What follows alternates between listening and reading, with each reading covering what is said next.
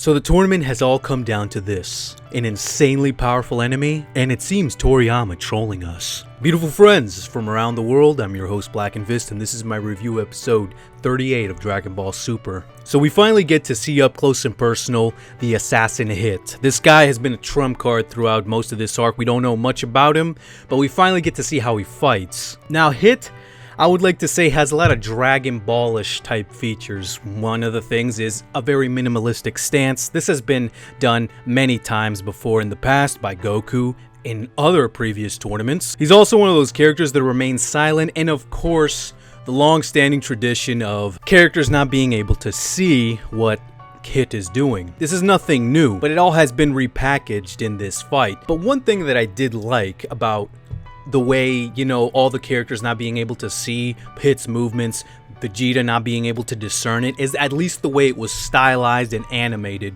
When he hits, it's almost like a special extra dimensional thing, and when you first are watching this, you get the impression that something extra worldly, that this is an extremely powerful guy, which that was never really conveyed in other moments in Dragon Ball when this would happen, when characters would not be able to see what punches or moves are being thrown. Now Vegeta goes all out, Super Saiyan Blue, going straight at Hit, and it seems that he can't really get to him at all. I mean, at one point Vegeta does the whole thing of grabbing Hit's arm just so he can hold him in place since he's so fast, and that doesn't even seem to work. I already suspected that Hit somehow could manipulate time because of the whole purple effect, the sound effect, the way it was being presented to us as the viewer. I already suspected time, and guess what? Call me Nostradamus, but it seems that Kit has this thing called the time skip, which was played to comedic effect a little bit later in the episode, where the Jocko and the Galactic King were both scolded by Bulma for not being arrested, since time travel or time manipulation technically is illegal, but because obviously Hit is so much stronger than Jocko or the Galactic King, they'd rather not go up and arrest him. But I will say this in Jocko and the Galactic King's defense. I mean, Jocko is a galactic patrolman, yes,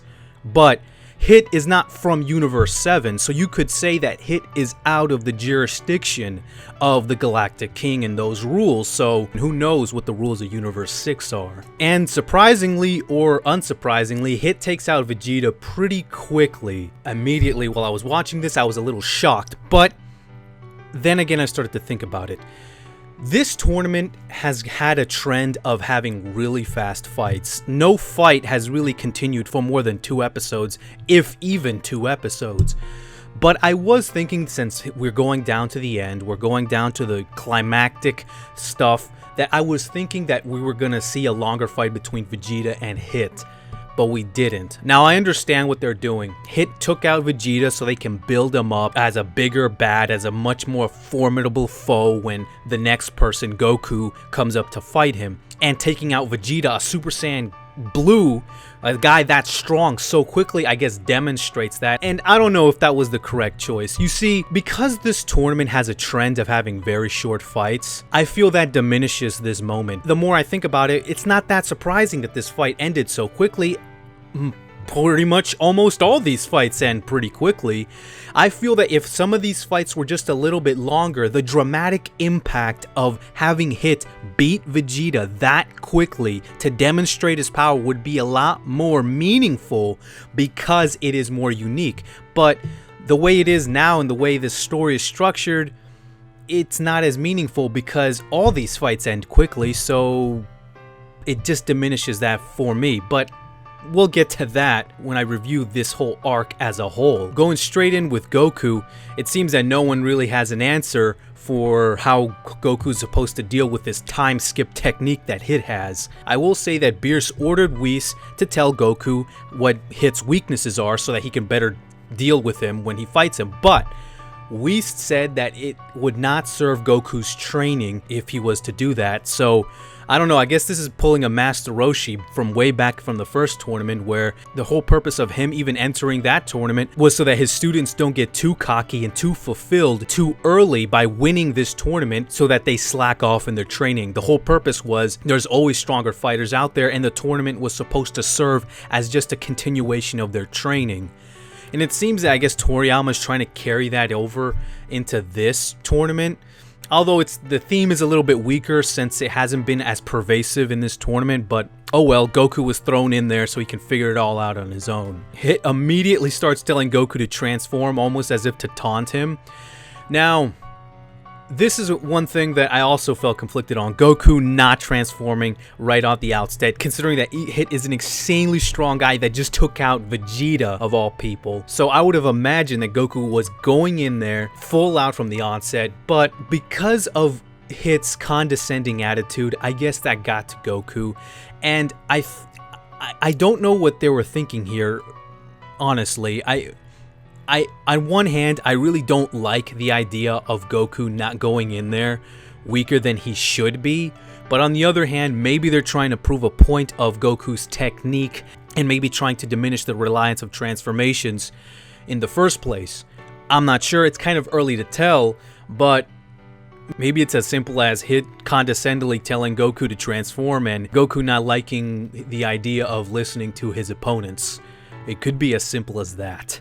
Regardless, it does seem that Goku gets a little hit in there. He manages to strike blood, which, on another hand, there's blood in this episode. This is not the first time. I mean, we've had Master Roshi squirt blood out of his nose before, but I think that we finally get a little bit more blood in this, which, honestly, in my opinion, is a step in the right direction, even though it might seem like a very small detail. Blood can be used to convey the story of the fight much more effectively when it's used in the correct way, and completely omitting blood isn't exactly a complete detriment, but I'm glad to see it back regardless. But I guess the biggest bombshell from this episode is Monaka.